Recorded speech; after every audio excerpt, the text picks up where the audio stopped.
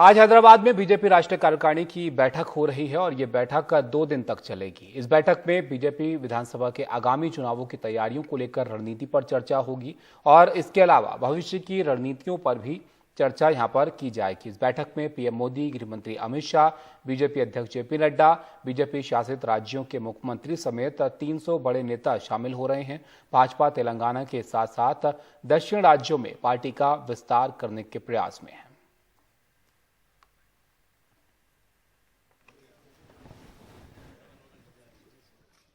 इस बैठक के अंदर अमंग मेनी अदर पॉइंट्स हमारी ये भी बात हुई कि हम लोगों को प्रवास के कार्यक्रम पर विशेष जोर देने की जरूरत है। वैसे भी भारतीय जनता पार्टी ने हमेशा इसके ऊपर जोर दिया है कि हम लोग जनता के बीच में जाएं, जनता से मिलें, बूथ तक पहुंचने की कोशिश करें, छोटे से छोटे कार्यकर्ताओं से बातचीत करें और अपनी पार्टी को वहां बढ़ाने की कोशिश करें। सबसे इंपॉर्टेंट जो कार्यक्रम अब हमारे सामने आ रहे हैं और जिसके ऊपर डिस्कशन हुआ वो थे आजादी के अमृत महोत्सव का कार्यक्रम। इसका कैसे क्या आयोजन अलग अलग स्टेट्स के अंदर होगा, देश के अंदर होगा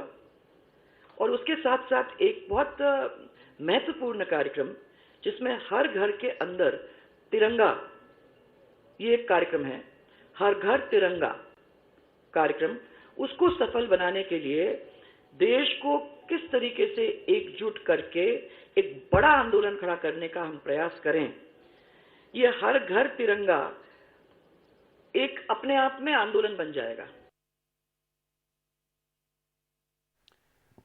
अखिलेश जी हमारे साथ जुड़ गए, उनके पास चलते हैं। अखिलेश जी, एक बड़ी बैठक है बीजेपी की, तमाम बड़े नेता जो है वो हैदराबाद में मौजूद हैं। वसुंधरा राजे कुछ पॉइंट्स बता रही थी, क्या योजनाएं आगे की रह सकती हैं और क्या मुख्य बिंदु हैं जिन पर यहां पर चर्चा की जाएगी?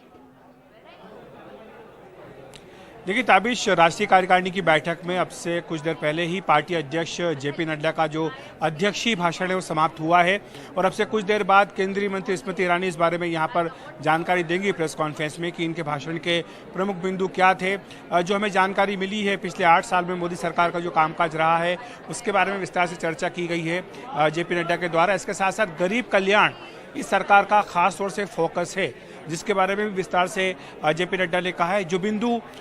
वसुंधरा राजे बता रही थी उन पर भी चर्चा की गई, किस तरह से आगे जाकर के पार्टी को बूथ स्तर पर मजबूत करना है। पन्ना प्रमुख उन्होंने कहा है कि ये पार्टी संगठन की नींव है जिसके आधार पर पार्टी का एक बड़ा ढांचा आने वाले वर्षों में चलकर खड़ा होगा और इसलिए इनको भी मजबूत करना है। ये सारी बातें बीजेपी अध्यक्ष जेपी नड्डा ने अपने भाषण में कही हैं। आपको बता दूं कि पीएम मोदी भी कुछ देर पहले ही यहाँ हैदराबाद में पहुँचे हैं। उसके बाद वो हेलीकॉप्टर से यहाँ आए और पैदल ही चल करके सभा स्थल तक गए। उन्होंने अपने इस बारे में कुछ ट्वीट भी किए, बताएं कि वो पार्टी के जो अपने साथी हैं उनके साथ हैं पार्टी की कार्यकारिणी की बैठक को लेकर। और कल जो है वो पीएम मोदी का भाषण होगा राष्ट्रीय कार्यकारिणी की बैठक में, जिसके बाद कल शाम को बीजेपी ने एक बड़ी जो जनसभा है उसका भी आयोजन हैदराबाद में किया है। हम विस्तार से चर्चा कर रहे हैं लगातार कि किस तरह से बीजेपी दक्षिण भारतीय राज्यों में अपना विस्तार करने के लिए कर्नाटक के बाद अब तेलंगाना को उसने एक प्रमुख बिंदु के तौर पर रखा है, चुना है और इसलिए बीजेपी यहाँ पर लगातार प्रयास कर रही है।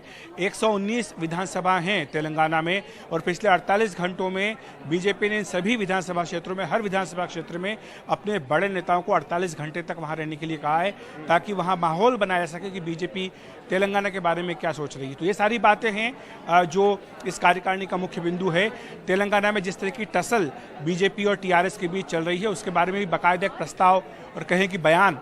इस कार्यकारिणी के बाद जारी किया जाएगा, जिसमें कहा जाएगा कि अगर तेलंगाना का गठन हुआ है तो केवल टीआरएस को ही इसका श्रेय नहीं जाता है, बीजेपी को भी समान रूप से जाता है, क्योंकि बीजेपी ने भी संसद के दोनों सदनों में इसका समर्थन किया था। इसके साथ साथ एक बात यह भी है कि जो 2 प्रस्ताव है, राजनीतिक प्रस्ताव, आर्थिक प्रस्ताव जिसमें कि गरीब कल्याण की बात होगी, तो राजनीतिक प्रस्ताव के बारे में वसुंधरा राजे ने कहा है कि जो उदयपुर की घटना हुई है या फिर देश भर में आज जिस तरह का माहौल है, सांप्रदायिक तनाव दिखता है कई जगहों पर, उसको लेकर के भी इस प्रस्ताव में बात हो सकती है। इसका इशारा खुद वसुंधरा ने दिया है। ताबिश, अखिलेश जी, बीजेपी